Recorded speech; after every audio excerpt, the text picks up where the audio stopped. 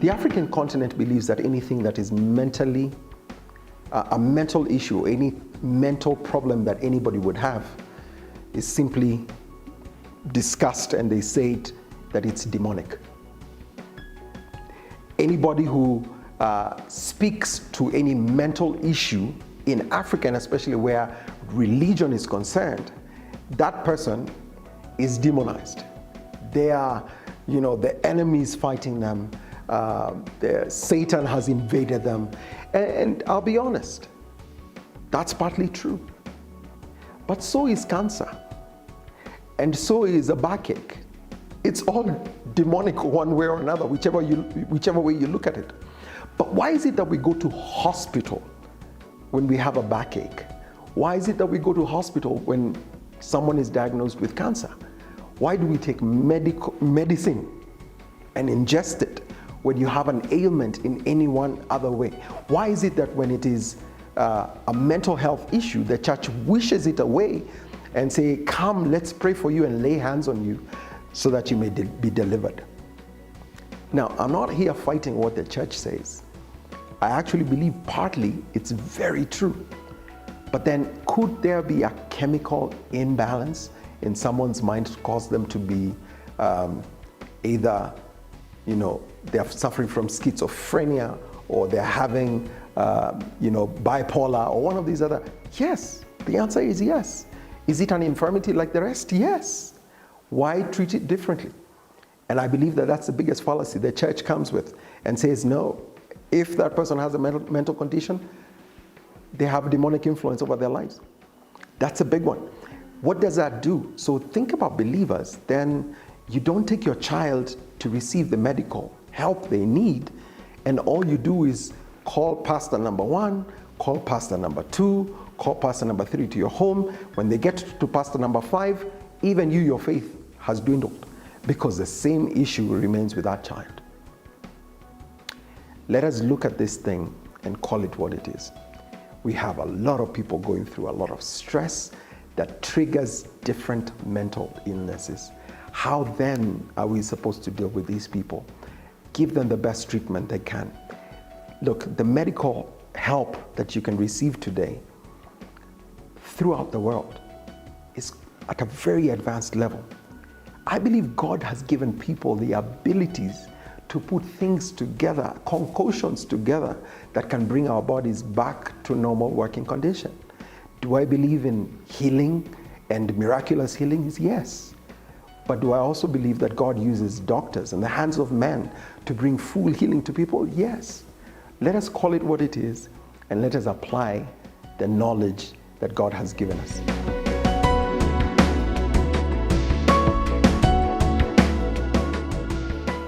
A lot of people do feel that way. They feel at one point or another, nobody is seeing me.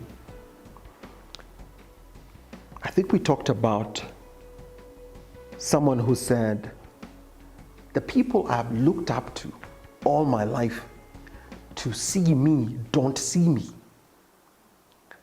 How your parents, or the person who is supposed to be closest to you, your loved one, should be able to see or notice a change in your life, and then yet they don't, can leave you at a state of feeling very invisible. Does the church, do the religious organizations contribute to feeling invisible? Yes. Why? Because these are human beings that we live with, again, in the same society. These are not people who have been dropped from heaven. Same sets of issues that you're going through, they're probably going through. You feel invisible because you're crying out for help, yet nobody can hear your cry. You feel invisible because even your little milestones, nobody is recognizing them. And that takes me back, or returns me to the point of saying, the only thing that can give you that satisfaction, and the only thing that can give you that feeling of I am being noticed, is the person that you're worshiping. When you begin to worship man, that's where you start to see the flaws in man. Years ago, I remember we brought in an artist that we really admired. And this was an artist who was, in our faith, one of the A-list artists. And long story short, by the time the artist left, I can count the number of times I've listened to his CDs or to his albums or to his songs, because I came in very close proximity with the individual. And what I found, I did not like. Because sometimes coming into proximity with people, you will come to discover one thing, that they are only human. And they have flaws like the rest of us do. Do you feel invisible and think the church or your pastor or spiritual authority should feel a particular need that you have? You're looking onto the wrong person. Look up, and look up to whoever you worship. And let that not be a person who is a man who has their own flaws. And they would never be able to take away or bring in that feeling of you're visible, I see you. The truth is, we all at one point have our own insecurities in one way or another.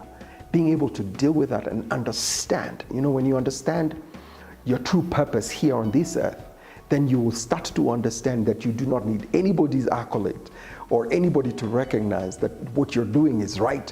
What you need to know is, this is what I'm here for, and get that job done. Anybody else coming alongside is only a bonus. Don't look for people to lift you up. Don't look for people to start to see you for who you are. Start to do what you're called to do, and people will recognize that you're there. There is a space everybody in life is looking for, and that space is called your purpose. What is it that you're here for? Nobody else can fulfill your purpose. Figure it out quickly, and start to walk towards that journey. If you feel invisible, find a friend. Talk to people. Many times we withdraw, and that withdrawal is what actually brings more harm or does more harm to us, because you're left almost two people, yourself and yourself. So you're speaking to yourself, and then you're responding to yourself. And many times what that cooks at the back end is nothing positive. You will always feel sorry for yourself. So you'll always be at a place of a pity party and throwing a pity party. And many times people like that are always withdrawn. They don't want to interact with society. They don't want to interact even with the people who are closest to them. And that's why, isn't it funny that you find family members saying, we didn't even know that that's what they were going through. We didn't even know that they were depressed. We didn't even know. But it happens all the time. I have so many examples in my mind right now of people who come from even wealthy homes or well-to-do places, but their end has not ended up well. For some of them who are now gone because of mental issues, crying out for help and receiving no help, or thinking they're crying out for help, but no one is hearing, or they could probably be crying out for that help, but in a way nobody even is able to conceive. Let us be very careful not to blame others also for not hearing our cry. Reach out to someone and tell them, this is what I'm dealing with. This is what I'm feeling right now. This is what I'm going through. This is what I'm dealing with. Spell it out. If you can't tell them, write it down. Write it down.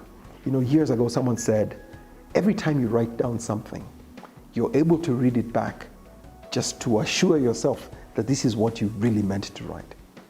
Reach out to somebody. There's always somebody ready to listen. Always. But reach out and tell them, this is what I'm dealing with. Otherwise, we will never know what it is that you're going through.